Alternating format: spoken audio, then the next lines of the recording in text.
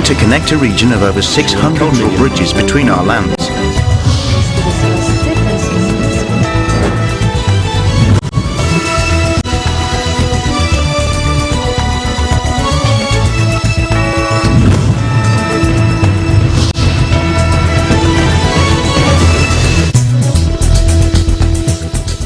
Hello and welcome to ASEAN in Focus. I'm Jyoti Mera delivering to you the latest news in and around the ASEAN region on today's headlines. At least one person has been found dead and hundreds were evacuated after a major 7.3 magnitude earthquake hit the remote Maluku Islands in eastern Indonesia on Sunday, an official said. The winner and runner-up in Indonesia's presidential election, which sparked deadly riots in the capital, called for reconciliation on Saturday in their first meeting since the vote. And South Korea will increase its trade volume with the Association of Southeast Asian Nations in the years ahead, according to Lee Yuk, Secretary General of the ASEAN Korea Center.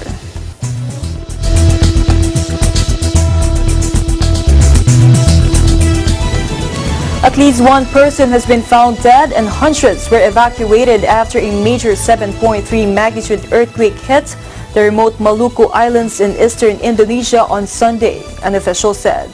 The shallow quake struck about 165 kilometers or 100 miles south-southwest of the town of Ternate in the North Maluku province at 6:28 p.m., according to the U.S. Geological Survey.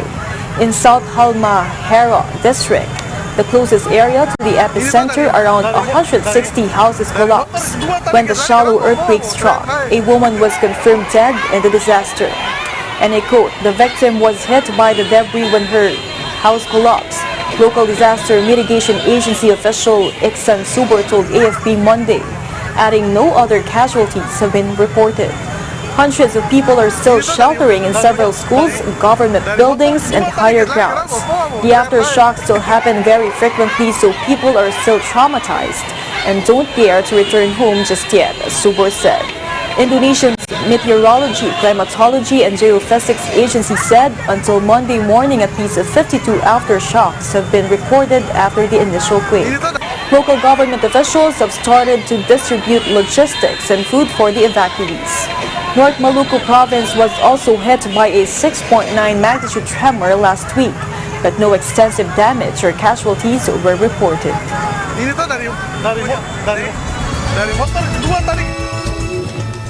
Meanwhile, the winner and runner-up in Indonesia's presidential election, which sparked deadly riots in the capital, called for reconciliation on Saturday in their first meeting since the vote. It comes 2 weeks after defeated Prabowo Subianto lost a court challenge to overturn President Joko Widodo's victory in the April election. On Saturday, the former general and the country's re-elected leader rode the newly inaugurated Mass Rapid Transit or MRT system together in Jakarta. Widodo said he initiated a meeting with his two-time presidential challenger on an MRT train because he knew Subianto had never used the new system. The General Election Commission declared Widodo the winner with 55.5% of votes against Subianto's 44.5%. In May, peaceful protests against the official result by Subianto supporters erupted into 2 nights of street battles between police and rioters, leaving 9 people dead and hundreds injured in the capital of the world's third biggest democracy. The Constitutional Court last month rejected Subianto's claims of widespread rigging and voter fraud.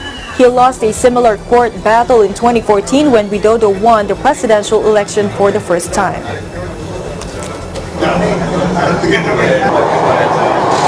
Kompetisi di Pilpres adalah kompetisi yang harus ngomong apa adanya, kompetisi yang sangat keras, baik di antara kami maupun di antara pendukung. Oleh sebab itu, setelah Pilpres usai, silaturahmi antara saya dengan Bapak Prabowo Subianto bisa kita, para pendukung, juga melakukan hal yang sama. Karena kita adalah saudara sebangsa dan setanah air, tidak ada lagi yang namanya 01, tidak ada lagi yang namanya 02.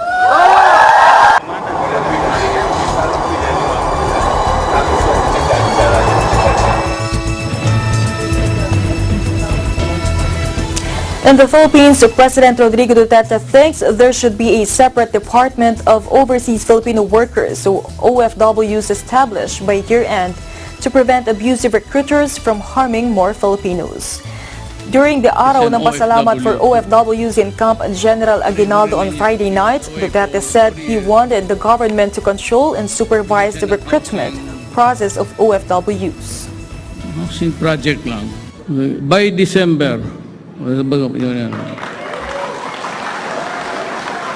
buong Pilipinas to, bawal na yung recruitment dyan sa labas ng punta ka doon. Doon ka may kapag-deal, may listahan doon. Mamili ka na lang kung sinong gusto mo. Government supervision and control, because what has happened and has been happening is not acceptable to the Filipino now. Duterte said days of overseas recruiters are numbered since the creation of a new department would enhance measures to protect the interest of Filipinos living and working abroad. I have the power to do that because that kind of mechanism of recruiting Filipino workers abroad has been abused and abused and abused. Earlier, Senator Christopher Bongo, the president's former aide, vowed the creation of a Department of OFWs among his priority bills in the upcoming 18th Congress. Labor migration rights advocate Susan Toots Ople welcomed Duterte's proposal, noting that it will give the Department of Labor and Employment, or DOLE, more time to focus on the problems of local workers. At present, the DOLE's attached agency, the Philippine Overseas Employment Administration, or POEA, is in charge of regulating all recruitment agencies in the Philippines.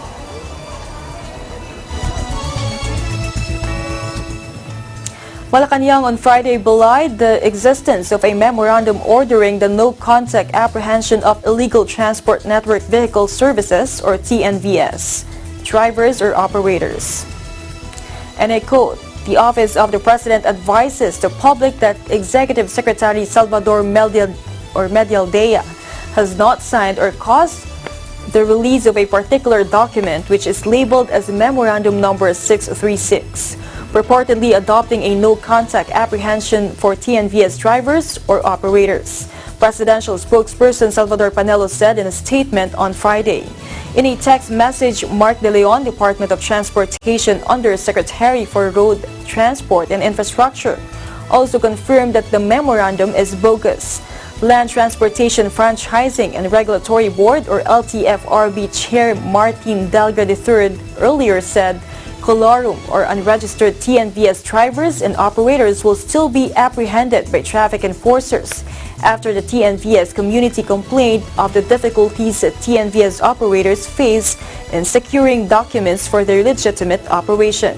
He said giving an exception to the TNVS community may force the LTFRB to give immunity as well to other public transport sectors.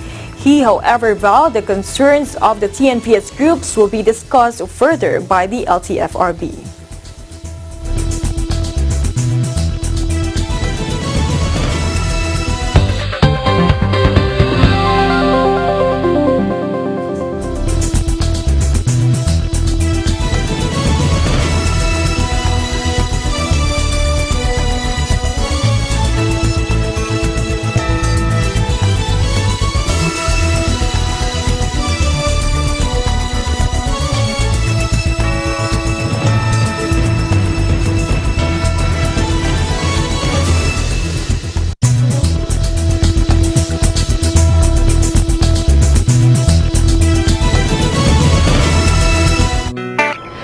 Is our most important asset, and it should always be a constant effort to seek ways to take care of it. That includes professional medical help from the best available.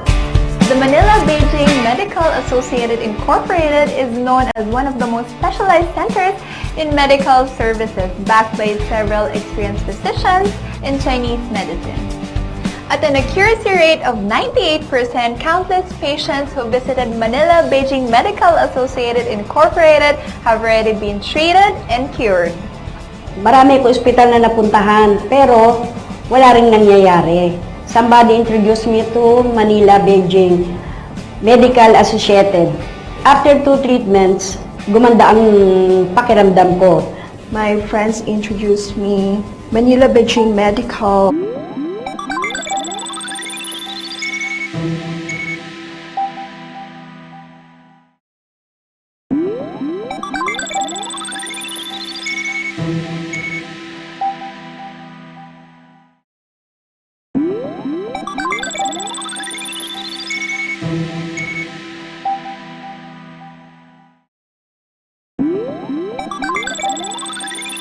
Manila-Beijing Medical Associated Incorporated, located at 843B Sabino Padilla Street, Binondo, Manila. Pet News, Linggo, alas 4 hanggang alas 5 ng hapon. The Cine Bata Video Festival is calling for submission of entries, with this year's theme, United in Love. If you are a Filipino video content creator, show us your best work for a chance to represent the Philippines. Deadline of submission is on August 30, 2019. For inquiries, visit or contact the following.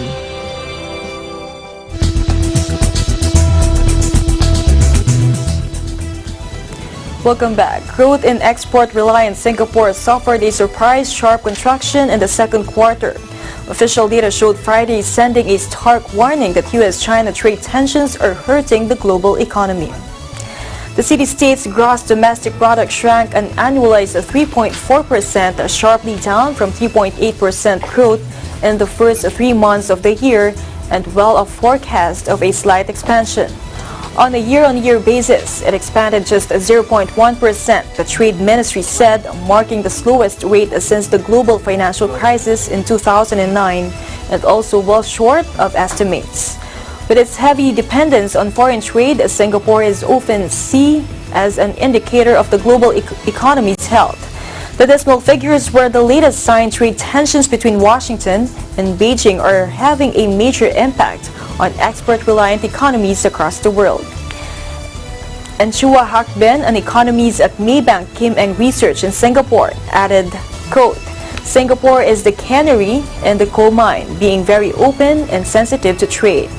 The data points to the risk of a deepening slowdown for the rest of Asia, he added. The key manufacturing sector was hard hit, contracting 3.8% year-on-year, compared with a 0.4% decline in the previous quarter. The data added to concerns about a slowdown in the export sector. Non-oil domestic exports plunged in May by the most since February 2013, driven by heavy falls in the electronics sector. Some analysts are now betting Singapore could slip into a technical recession. 2 straight quarters of economic contraction in 2020.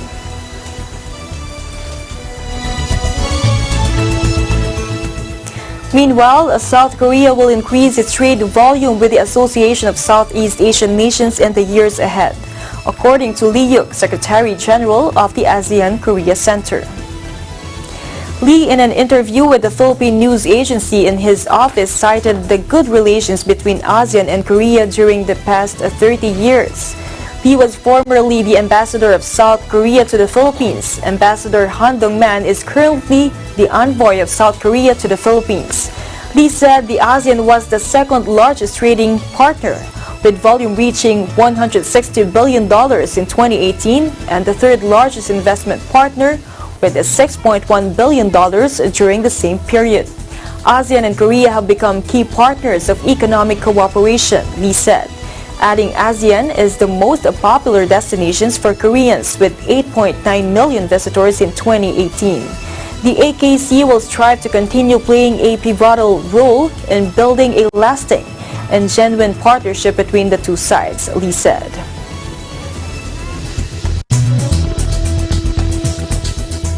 In other news, the United States and the Philippines are scheduled to hold their 8th Bilateral or Strategic Dialogue or BSD on Monday in Manila, with focus on bolstering the two nations' ties in defense of criminal justice and economics. U.S. Ambassador to the Philippines, Sung Kim, will join the U.S. delegation co-chaired by Assistant Secretary David Stilwell of State Department East Asian and Pacific Affairs and Assistant Secretary Randall Shriver of the U.S. Department of Defense for Indo-Pacific Security Affairs. The Philippine delegation will be co-chaired by Foreign Affairs Undersecretary for Policy Enrique Manalo and Defense Undersecretary for Operations Cesar Llano. The BSD is an annual consultation mechanism to discuss the full range of political, security, and economic cooperation between the Philippines and the U.S. Foreign Affairs Assistant Secretary Emmanuel Fernandez said this year's discussion will focus on strengthening cooperation on counterterrorism, defense and security, economics, law enforcement, and criminal justice, among others.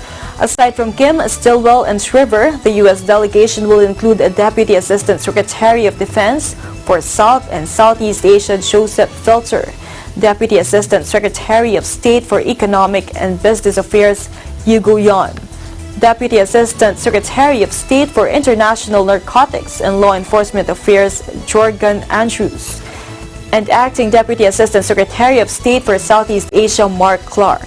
This will be Assistant Secretary Stilwell's first trip to the region since becoming Assistant Secretary of State for East Asian and Pacific Affairs last month. The previous BSD was held in Washington, D.C. from November 30th to December 1st, 2017, while the last BSD took place in Manila in January 2015. The dialogue will run from July 15 to July 16 in Manila this year. In the 7th BSD, the two sides explored ways to increase cooperation in the areas of science and technology, agriculture and fisheries, and health and environment. They also looked forward to expanding a free, fair, and reciprocal bilateral trade, including through exploring a potential free trade agreement. Both sides also reiterated their commitment to uphold freedom of navigation and overflight and other lawful uses of the sea in the South China Sea, and stressed the importance of peacefully resolving disputes in accordance with international law, as reflected in the Law of the Sea Convention.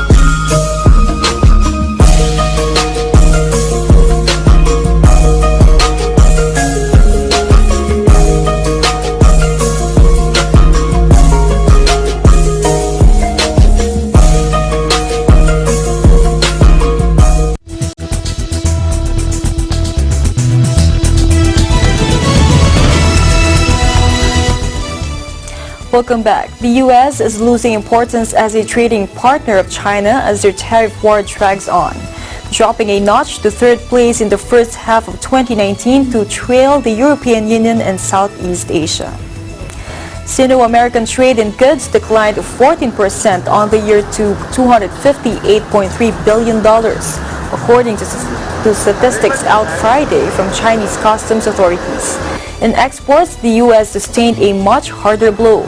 China is looking to other major markets to fill the gap. Trade with the EU, which overtook the U.S. as a top trade partner in 2004, increased of 5% on the year to $337.9 billion in the first half. Trade with the Association of Southeast Asian Nations grew 4% to $291.8 billion, topping the American tally. Should current tensions continue, the bloc could rank above the U.S. For the full year, for the first time on record, ASEAN member Vietnam enjoyed a 14% jump in export from China. Chinese businesses are moving more parts and materials to newly set up production bases there. At least some of this is aimed at skirting American tariffs on products made in China. An item-by-item breakdown highlights how the trade war is reshaping the flow of goods. Though not subject to U.S. tariffs, $1 billion of Chinese toys were exported to ASEAN in the 5-month period, a 52% surge on the year. Beijing and Washington resumed working-level trade negotiations for the first time in 2 months Tuesday, but only by phone. No face-to-face have been held, despite speculation that they could this week.